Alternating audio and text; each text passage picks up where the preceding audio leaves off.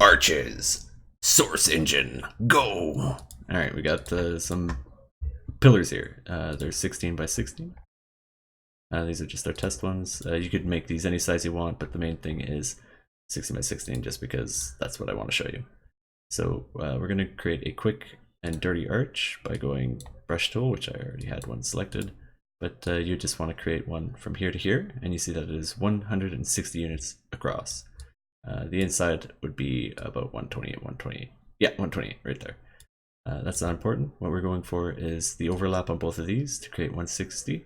We'll pull down to here to create 160 by 160. What this is doing is essentially we're saying that we want the circle to be, or this cylinder, the arch to be this big. So we're going to create the arch. So block tool, then down here in the right corner, we change this to arch. Doesn't matter what you put here, right click, create object.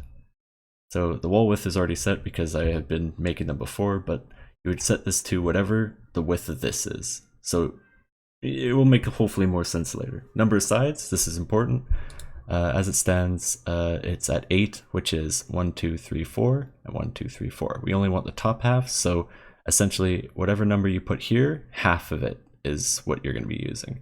You could adjust this, but I found that it's just much easier than ever to touch these and just delete the pieces manually. I'm traditional or whatever.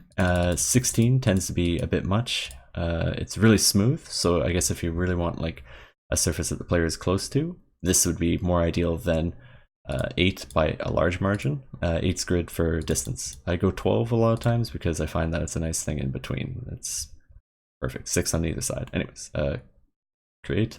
As you hear, here's our arch to be. It is facing the wrong direction. It will always create this direction. Control M will bring up the rotation, scale, move, transformation box thing. And we're just going to 90 it on the X. Bam, voila. It is now correctly oriented. You can adjust it. Just drag it like that. Throw that sucker up on top of them. Stilts. Ignore groups. Bam, bam, bam, bam, bam.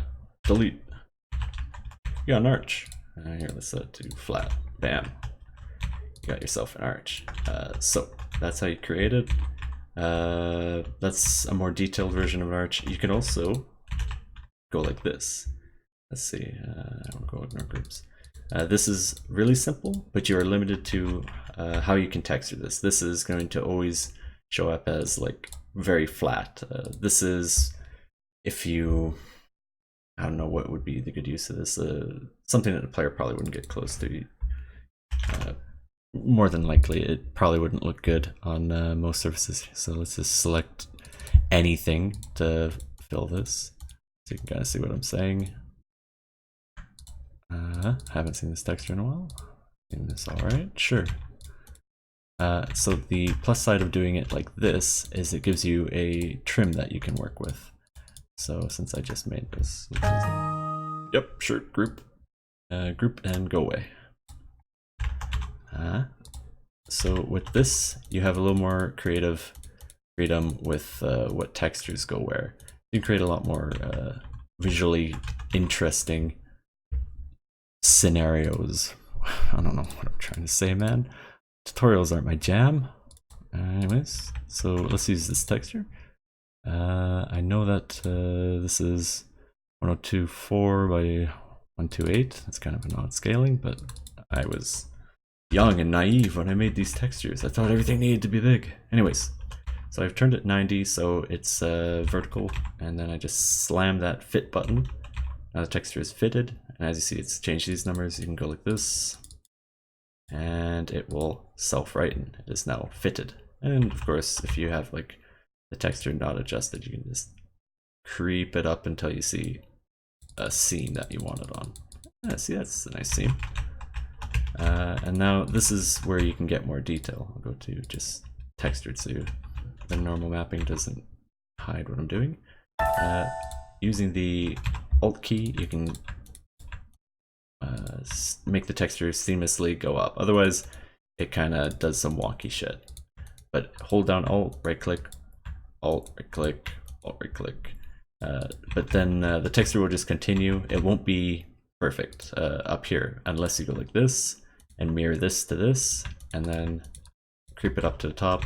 And this point here will always have an exact mirror of the other side. It's good to do that with arches. So now you can take this texture and tell it to wrap around to this side by holding Alt again, and again, and again, and again, and again, and again, and again. And now you have a little bit more of a visually stunning looking arch. This will obviously stand out more than that. This is good for like low poly, little quotation fingers. You can't see that. This is better for more visually convincing sort of scenes. Hopefully that answered your things on arches.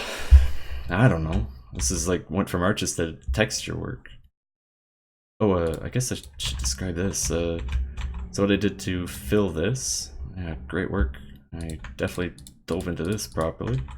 So what I've done is I've taken these brushes and merged the vertices using this tool here, which you can go like this and drag like a vertice into a vertice on a good day when the grid size lines up. This is the part of the tutorial where it starts breaking down. And using this merge vertices, it would just create this triangle here, which we obviously don't want to do. So we're just going to Control Z that and pretend that it never happened. But so what I've done is I've taken those shapes and I've just kind of plugged the holes in between. This is probably the best way I give, yeah, best way to do this. I mean, yeah, it's perfect. There you go.